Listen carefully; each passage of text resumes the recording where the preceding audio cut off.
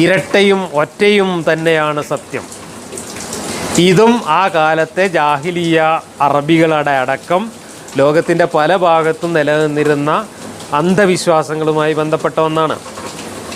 ഈ പ്രപഞ്ചത്തിലുള്ള എല്ലാ കാര്യങ്ങളും ഇണകളായിട്ടാണ്, ഇരട്ടകളായിട്ടാണ് എന്നുള്ളത് ഒരു കാലത്ത് മനുഷ്യർ അന്ധമായി വിശ്വസിച്ചിരുന്നു. ഒരു അബദ്ധധാരണയാണ്.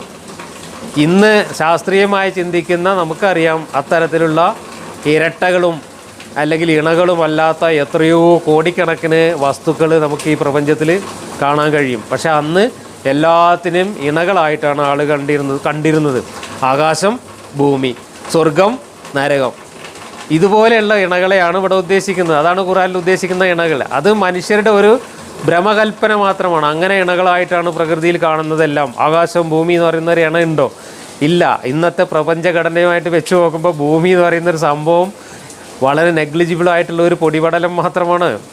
എന്നാൽ ആകാശം എന്ന് പറയുന്നത് മഹാവിസ്തൃതിയിലുള്ള പ്രപഞ്ചത്തെയാണ് നമ്മൾ ആകാശം കൊണ്ട് ഇന്ന് ഉദ്ദേശിക്കുന്നത്. ആകാശം എന്ന് പറയുന്ന ഒരു വസ്തു ഇല്ല, അതൊരു ഇല്യൂഷനാണ് എന്ന് നമ്മളിന്ന് മനസ്സിലാക്കുന്നു. ഭൂമി എന്നത് പ്രകൃതിയിലെ പ്രപഞ്ചത്തിലെ വളരെ നിസ്സാരമായൊരു പാർട്ടിക്കിളാണെന്ന് നമ്മൾ മനസ്സിലാക്കുന്നു. അപ്പോൾ പിന്നെ ആകാശവും ഭൂമി എന്ന് പറയുന്ന ഒരു ഇണ അല്ലെങ്കിൽ അങ്ങനെ ഒരു പെയർ ഇന്നത്തെ ശാസ്ത്രീയമായ നമ്മുടെ അറിവിൽ നിഷ്പ്രഭമായി പോകുന്ന ഒരു സങ്കല്പമാണ്. അങ്ങനെയുള്ള ഇണകളായിട്ട്, പെയറുകളായിട്ട്, ഇരട്ടകളായിട്ട് പ്രപഞ്ചത്തിലെ എല്ലാത്തിനെയും സങ്കല്പിച്ചിരുന്ന ഒരു കാലത്ത് ആ അന്ധവിശ്വാസം എടുത്തിട്ട് ഇവിടെ വീശുകയാണ്. ഇരട്ടകളെ കൊണ്ട് സത്യം, ഒറ്റകളെ കൊണ്ട് സത്യം. ഇതിനെക്കുറിച്ചൊക്കെയുള്ള ഒരുപാട് വിശദീകരണങ്ങൾ തഫ്സീറുകളിൽ വന്നിട്ടുണ്ട്.